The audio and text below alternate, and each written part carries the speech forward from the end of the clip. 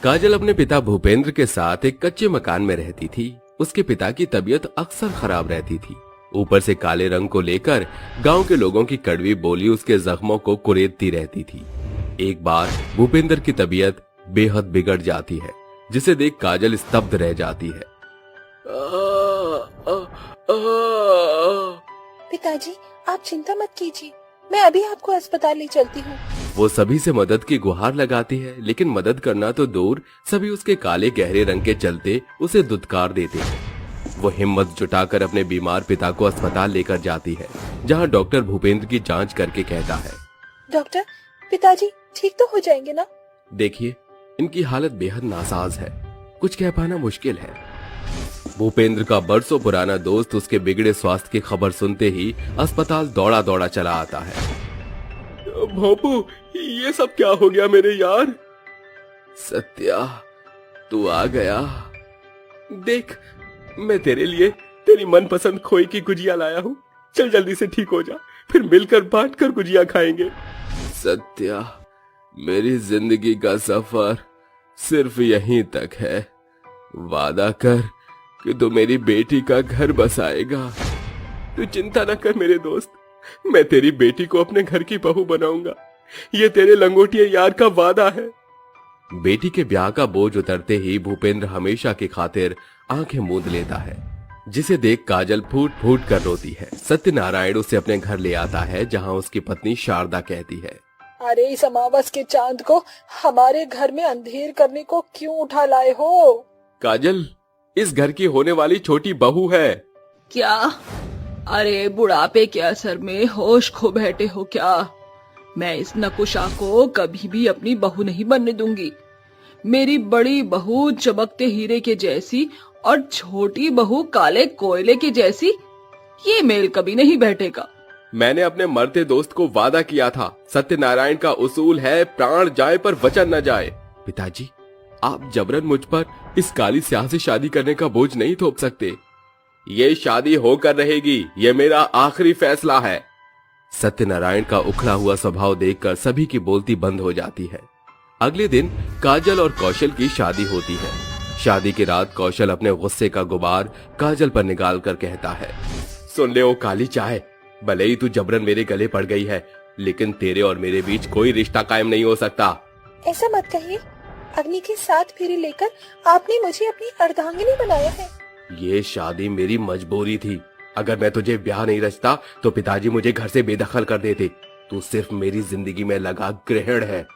ये सुनकर काजल जैसे टूट कर बिखर जाती है और अपने पति के पैरों में गिरकर रोने लगती है। मुझे हमेशा से भाभी जैसी सुंदर लड़की की चाह थी, तेरा मेरा कोई मेल नहीं। कौशल कसाई की तरह उसे झकझोरते हुए दूर फेंकता है और अपना बैग उठाकर चल देता है। तभी उसकी भाभी दबे पांव उसके हाथों में नोटों के बंडल थमाकर कहती है, ये लो देवर जी, कुछ दिनों की बात है, जैसे ही इस काजल का काला साया इस घर से दूर होगा, मैं आपको खबर कर दूंगी। शुक्रिया भाभी, आपको मेरी कितनी चिंता है। कौशल की भाभी सोनारिका को अपने गोरे रंग का काफी गुमान था। दरअसल काजल के प्रति भी कौशल के मन में फूट डालने वाली सोनारिका थी। इतने वक्त से मैं अपनी छोटी बहन के आने का रास्ता बना रही थी, लेकिन इस काजल ने काली बिल्ली के जैसे मेरी बहन का रास्ता काट दिया। मैं इसका जीना दुश्वार कर दूंगी। रात भर रोने के चलते काजल की आंखें लाल पड़ जाती हैं। तभी आधी रात सोनारिका चाल चलते हुए कहती है, कल तुम्हारा इस घर में पहला दिन है। माँ जी को सवेरे मीठी चाय पीने की आदत है। काजल तड़के सवेरे उठकर साफ सफाई खत्म करके नहा धोकर मंदिर में पूजा पाठ करती है। तभी उसका ससुर सत्यनारायण कहता है, कितने अरसे बाद इस घर में शंख की गूंज सुनी है। सच में बहू, तेरे आने से इस घर में 4 चांद लग गए हैं। अगर इस अंधेरी रात के तारीफों के बखान खत्म हो गए हो तो सुनो काली कामचोर, जाकर चाय बना। काजल हंसी खुशी चाय बनाकर सभी को चाय परोसती है। जैसे ही शारदा चाय का घूंट अपने गले से उतारती है तो भद्दा सा मुंह बनाकर कड़वे अंदाज में कहती है, बेड़ा गर्क हो तेरा नास पीटी। अरे ये चाय है कि चाशनी? पूरा डिब्बा उलट के रख दिया है इसमें। माँ जी, चीनी तो मैंने 90 तुले हाथ से डाली थी। जिठानी जी ने कहा था कि आपको मीठी चाय भाती है। अरे मैं भला ये जानते हुए भी सासू माँ को मधुमेह है ऐसा क्यों कहूंगी? नास पीटी करमजली, झूठ बोलती है। ठहर जा, अभी तेरी हेकड़ी निकालती हूँ। गुस्से में बौखलाकर शारदा गरम चाय की प्याली काजल के हाथों पर उड़ेल देती है, जिस कारण उसके हाथों पर गहरे छाले पड़ जाते हैं। माँ, मेरा हाथ। काजल दौड़कर कमरे में जाती है। इधर क्रूर सास बहू धीमे से ठहाके लगाकर कहती हैं, सासू माँ, आपकी तो दाद देनी पड़ेगी। क्या रंग जमाया आपने। ये तो महज एक शुरुआत है। बड़ी बहू, इस काली सियाही पर तो मैं इतने जुल्म ढाऊंगी कि इसकी रूह भी कांप उठेगी। नन्ना मुन्ना चोरी छिपे ट्यूब लेकर काजल के कमरे में आता है। चाची, हाथ आगे लाओ, आपको चोट लगी है ना? मुन्ना काजल के घाव पर दवाई लगाता है। ये देख काजल के दिल में मुन्ने के लिए प्यार उमड़ आता है। तभी सुनील कहता है, खबरदार, जो आपने काले भद्दे हाथों से मेरे बेटे को छुआ तो चल मुन्ना। काजल के काले रंग के चलते ससुराल में हर दिन उसकी खातिर अग्नि परीक्षा की कसौटी होती थी। सास से लेकर जेठ जिठानी तक उसके कामों में कमी निकालकर उसको जली कटी बातें सुनाते थे। क्यों भगवान, तूने मुझे ये गहरा काला रंग देकर भेजा ही क्यों? सुहागन होते हुए भी पति का सुख नहीं, और ससुराल मेरे लिए शासन का केंद्र बनकर रह गया है।